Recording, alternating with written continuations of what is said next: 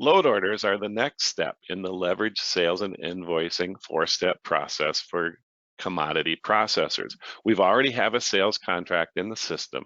Now the scenario would be that maybe the grower or the customer has called and said, I would like to arrange some shipments for next week. So maybe it's this week and we're planning for shipments for the coming week, or perhaps we're just generating load orders and we will assign them later. But for this scenario, we'll take a look at customer calls in and says, hey, let's arrange for some shipments next week. So in order to generate the load orders, we take a look, we go into modules, commodity accounting, and we look at the sales contracts for load requests. So what we are presented here with is all the active contracts that we're shipping with ship dates before the end of the month, with have shipping periods before the end of this current month. And we can see here we have a couple of contracts, and let's say it was Big K Feeders. They called and they would like to arrange shipments for their distillers grains, and we have a contract here for 500 tons of distillers grains, and they're all available to order currently. So we can just click on that contract and we can generate a new load request. So at the top of the screen, we're going to see information about that contract for which we're going to generate the load request, the contract number, the delivery period, the pricing, all that information, the commodity, unit of measure.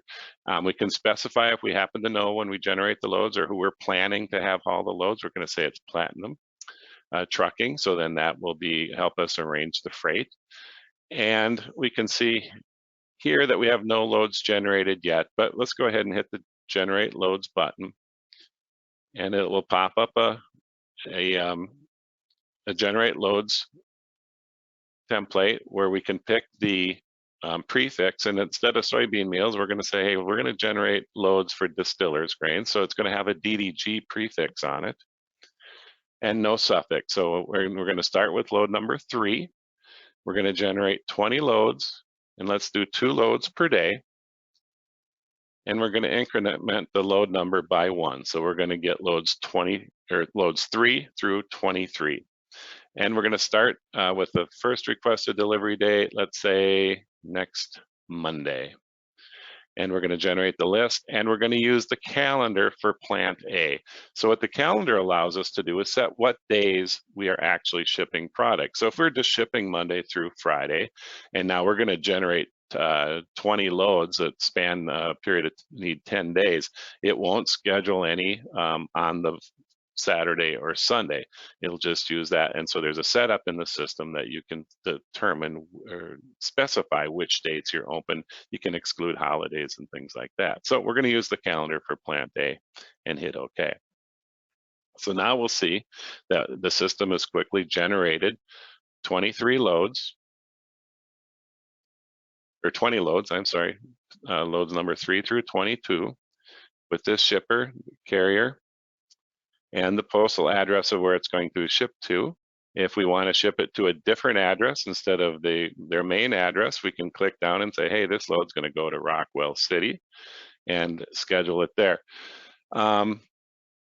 Once we have these loads how we want them, we can add loads, or can add or can delete. If we need to create a spot contract on the fly because they want more loads than we actually have contracted, we can do that at this time too. But once these loads are all set the way we want them, and you notice the shipping day, we've got 2 every day as we requested.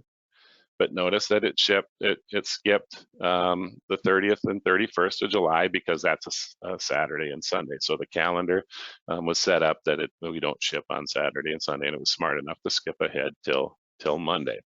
So we have this how we want it. All we need to do then is activate the orders. And now those DDG load orders will be in the system and ready to manage or ready to ship on those days as scheduled.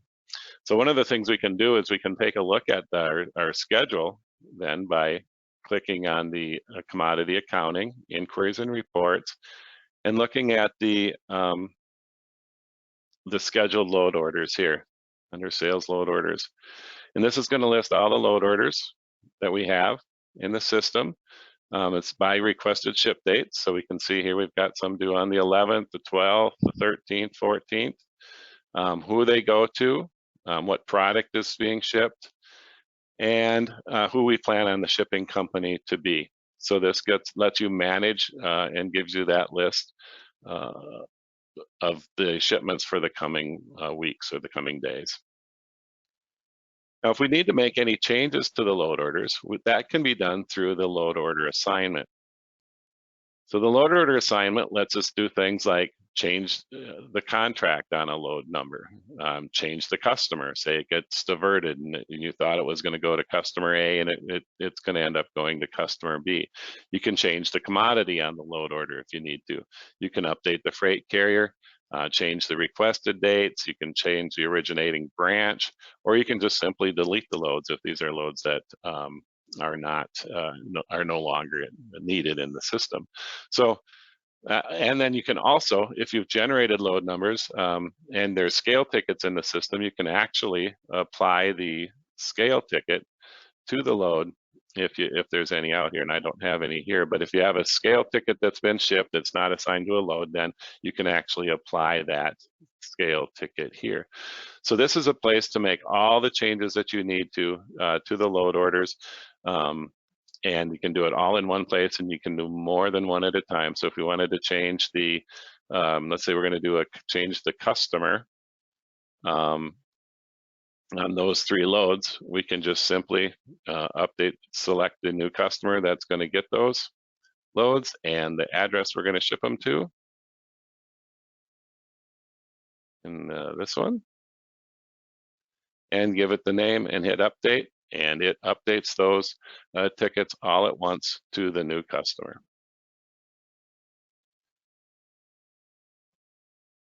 And then again, those changes will be reflected in the in our schedule, in the sales load orders schedule as we saw before.